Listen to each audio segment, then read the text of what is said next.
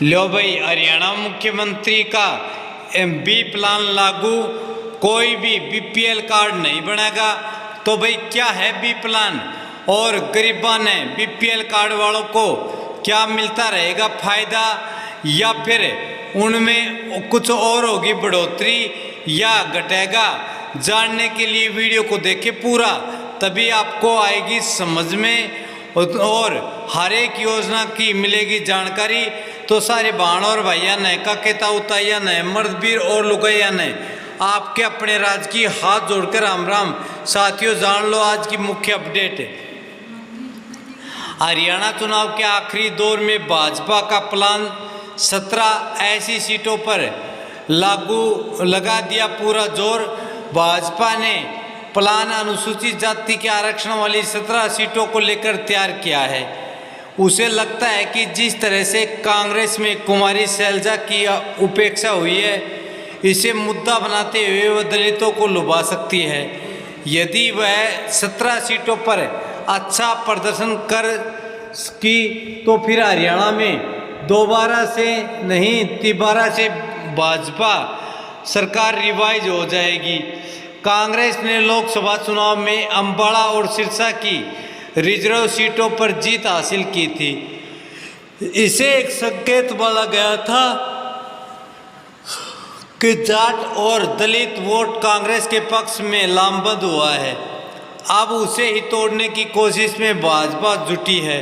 इसके लिए अनुसूचित जाति के लिए आरक्षित सीटों पर जोर दिया जा रहा है। हरियाणा में दलित मतदाताओं की आबादी करीब 20% है। कई सीटों पर यह वोट बैंक नतीजे बदलने का दम रखता है।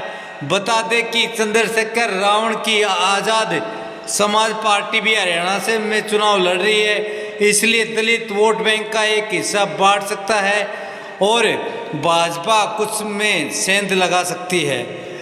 तो भाई हरियाणा विधानसभा चुनाव में प्रचार का आखिरी दौर चल रहा है। 5 अक्टूबर को मतदान होना है। उससे पहले भाजपा ने अब अपनी पूरी ताकत झोंक दी है। भाजपा ने फिलहाल प्लान 17 तैयार किया है, जिसके जरिए वह पूरा गेम ही पलटने की उम्मीद में है।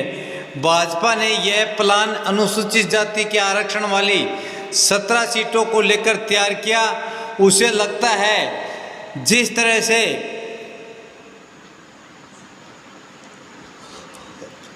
कांग्रेस में कुमारी शैलजा की उपेक्षा हुई है, उसे मुद्दा बनाते हुए दलितों को लुभा सकती है और 17 सीटों पर अच्छा प्रदर्शन कर 90 सीटों वाले हरियाणा में गेम पलटने की उम्मीद भाजपा कर रही है।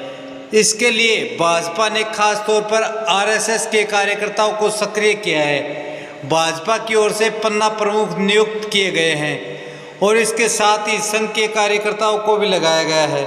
इन लोगों की जिम्मेदारी दी गई है कि वे घर घर जाकर लोगों को जोड़े। खासतौर पर स्थानीय स्तर पर दलित नेताओं को आमंत्रित किया जा रहा है, कार्यक्रम किए जा रहे हैं। भाजपा ने नरवणा विधानसभा से दलित लीडर कृष्ण बेदी को उतारा है। वह खुद को अपने चुनाव प्रचार में कांग्रेस राज की याद दिलाते हुए बता रहे हैं कि कैसे कांग्रेस के दौर में दलितों पर अत्याचार हुए थे। कांग्रेस ने लोकसभा चुनाव में अंबाला और सिरसा की रिजर्व सीट पर जीत हासिल की। इसे एक संकेत माना गया था कि जाट और दलित वोट कांग्रेस के पक्ष में आए। अब उसे तोड़ना भाजपा की कोशिश है। इसके लिए अनुसूचित जाति के आरक्षण सीटों पर जोर दिया जा रहा है। हरियाणा में दलित मतदाताओं की आबादी करीब 20% है। कई सीटों पर यह वोट बैंक नतीजे बदलने का दम रखता है।